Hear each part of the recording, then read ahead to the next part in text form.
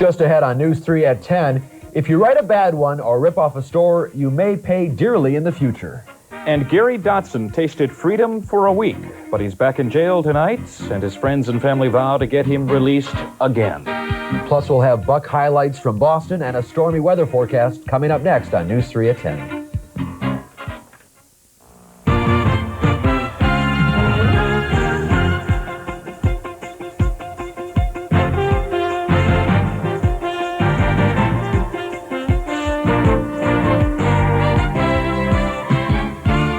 There are many people who make the news. There are only a few who break the news.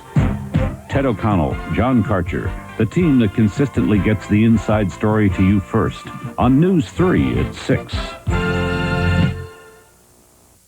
Entertainment 24 hours a day, only on Channel 3.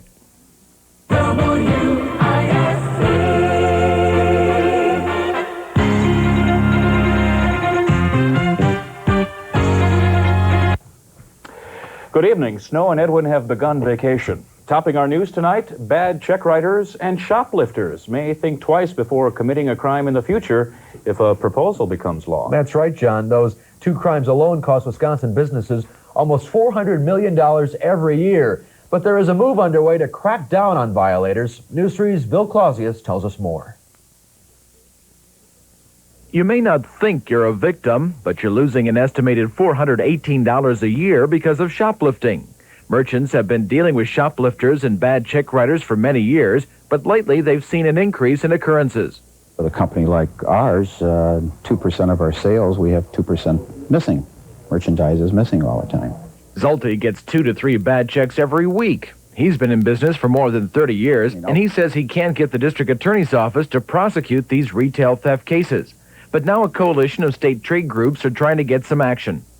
Shoplifting in Wisconsin alone runs in excess of $1 million a day. Bad checks is about 10 to 15% of that. The total of the two runs in excess of $400 million a year that is lost. The coalition's proposal would allow retailers to file a lawsuit against the shoplifter or bad check writer and get restitution, attorney's fees, interest, and a penalty. For the retailer, that means some short-term relief for a continuing problem. Bill Clausius, News 3. Gary Dotson was sent back to prison today, one day after a judge in Illinois refused to believe the testimony of a woman who said she falsely accused Dotson of rape 7 years ago. Frank Courier reports on today's events. With hopes of freedom lost for now, a despondent Gary Dotson returned to prison today for the rape of a woman who still insists it never happened. That man's life was hanging on the line yesterday, and justice failed him. But justice did not believe Kathleen Webb, who says she'd falsely accused Dotson of rape in 1977 to conceal a feared pregnancy after a teenage affair. A guilty conscience, a born-again faith in God, she said, made her come forward in a case where emotions falsely raised expectations. Didn't do it. He just didn't do it, and they're gonna kill him. I know they will. It'll kill him. But conflicting testimony by Dotson and others over his whereabouts the night of the crime, over Webb's original and convincing story of rape, led Judge Richard Samuels to uphold the 1979 verdict. I really don't know, the judge said, for what unfathomable reason Kathy recanted. While Dotson's attorney says he may appeal, the family is asking the Illinois governor to grant clemency, though that seems unlikely.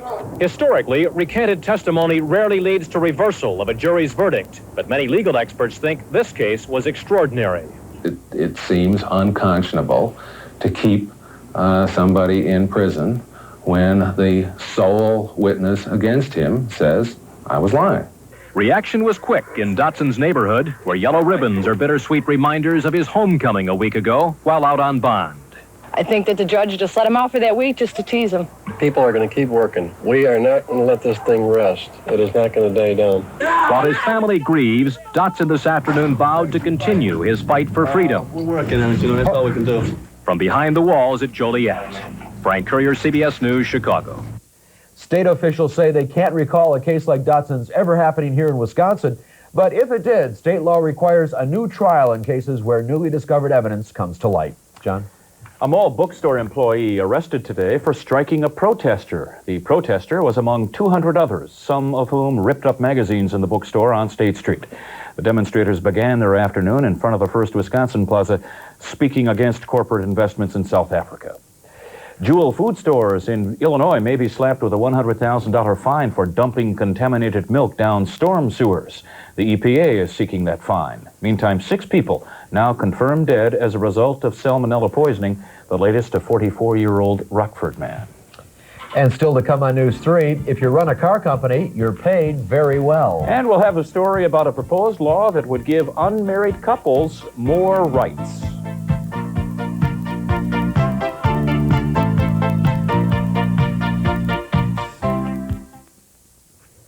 No city in the nation has such a law, so Madison could become the first. A task force is recommending a law be passed so that gay and straight unmarried couples be allowed the same rights as other families. Here's a story from News 3's Joel Despain. Mitch Spildy and Jan Lindquist have been living together for 2 years. They're the type of couple that could benefit from an alternative family ordinance. For couples that aren't married and only one person is working, I'm sure things like insurance and that would benefit them.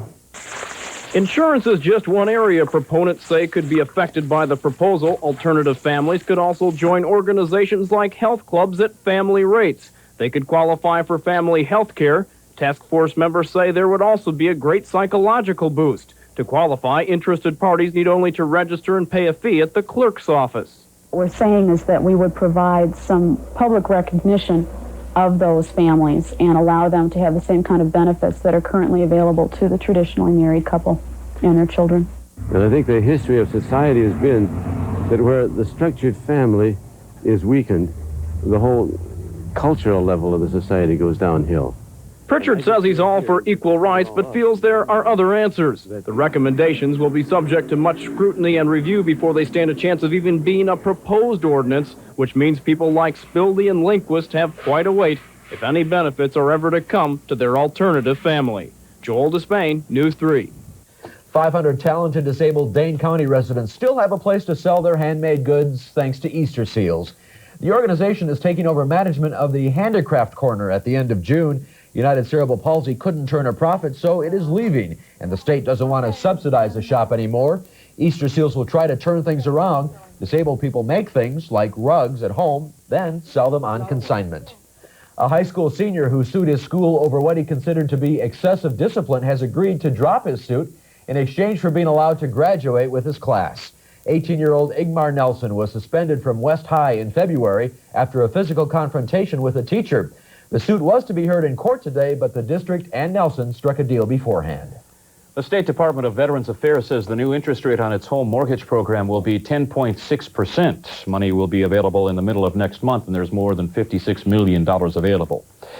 The weekend plans to be real dreary for 300,000 Wisconsin residents who haven't done their taxes yet. You've got till Monday. In case you're stuck, the IRS will have its experts available. Call them at 1-800-424-1040. The IRS number is open from 1 to 5 p.m. Saturday and Sunday. The president didn't wait until the last minute. No, he didn't, John. The White House today disclosed the figures from the Reagan's tax statement. The president and Mrs. Reagan made $440,000 last year. They paid some $147,000 in taxes and are getting a refund of over $14,500. Now, if you think that's a lot of money, and if you really want a complicated tax form to fill out, you have to become a president of a car company. America's big 3 automakers today announced some whopping bonuses for their top executive. General Motors Chairman Roger Smith received $1.8 million in pay and bonuses. Retired Ford Chairman Philip Caldwell got $1.6 million, and Lee Iacocca got $1.2 million for his efforts on behalf of Chrysler. I wonder what their tax refunds were. A couple of rolls of nickels. At least. Still to come on News 3 tonight, a remarkable way to track down stolen cars. And then it's almost like clockwork, isn't it? And Garn says it's even better than getting elected. We'll be right back.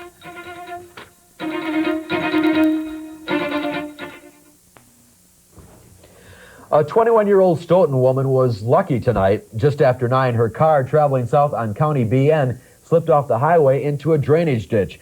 For a while, she was trapped in the vehicle, which had flipped over, but someone happened to see the reflection of her license plates, and somehow they managed to shovel the dirt away from the driver's door so she could get out. There was little water in the drainage ditch, and the woman seems to be okay. Authorities have not released her name. She was taken to Stoughton Hospital to be checked out. The latest mission of the Space Shuttle Discovery is going like clockwork. The crew successfully launched a Canadian satellite tonight. And this morning, just under the wire, 55 seconds away from a deadline that would have put the launch off till tomorrow, the shuttle blasted off. We have SRB ignition and liftoff. Liftoff of mission 51D and the 7-member crew of Discovery. And the shuttle has cleared the tower. Houston controlling now. Roger, roll, Discovery. At 90. Senator Jake Garn is aboard the shuttle, and he reports the launch was the greatest thrill of his life. Meanwhile, the nation's fourth and final version of the shuttle, named Atlantis, left California today for Cape Canaveral, but on a different mode. The $1.12 billion shuttle is scheduled to make its maiden flight into outer space in September. In the same vein, John, interested in technology and the shape of things to come? Well, the place to be this weekend is the University College of Engineering. It is time for Expo 85, a joint venture by students and faculty as well as major corporations. Both set up exhibits ranging from robots, lasers, to automated shuttle systems. Over 100 exhibits are on display, and the expo is open tomorrow and Sunday. Any meteorologists over there? Could be. That's a science in itself, isn't it? I would say so. That'd be a good thing to go and see. It's going to rain this weekend. I think so, yeah. So definitely some more thunderstorms in the picture. The good news is, though, the severe thunderstorm watch for our western viewers has been dropped. Now, statistics on this date, our normal high would be 56 with a normal low of 33. Our high today went all the way up to 76 degrees, so that's well above normal. Next few days, we look for that to continue. Temperatures again tomorrow nearing the 70-degree mark. Now, if we look at highs today across our region, you can see to the south of this dark black line, temperatures mainly into the 70s and even into the 80s in some portions, and then to the north, much cooler, temperatures just in the 40s and 50s to the north of this particular line. So what's happened is we've had all this warm, moist air to the south, this very cool air to the north. We've had kind of a lot of instability forming because of that, and that's where our thunderstorms formed this evening, generally along this line. So most of the storms were to the north of our region into Polk, Pierce, and St. Croix County. Now tomorrow, some of those thunderstorms could fire up again. As far as the satellite goes for right now, you can see quite a bit of cloudiness across our state.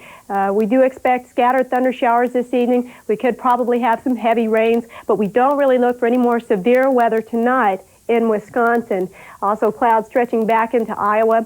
Thunderstorms are mainly on the decrease right now as far as intensity. Take a look at this cloud shape down around Texas. It's shaped kind of like a dagger, and that's really pretty apt because they did have quite severe weather down in that area tonight. Several tornadoes touched down. Thankfully, no reports of any kind of damage. Current map shows you that frontal systems at this time, warm front stretching to the north of our area in Wisconsin. And so that's why we've got all this warm air. Here at 10 o'clock, we still have temperatures in the 60s in southern Wisconsin. Cold air off to the west of that. So again, tomorrow, we look for those thunderstorms to redevelop probably a little farther into our picture.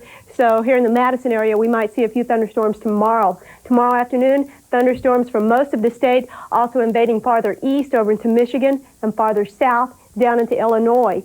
Then on Sunday morning, we look to see a few lingering showers and thunder showers early in the morning, then some partial clearing by the afternoon. Temperature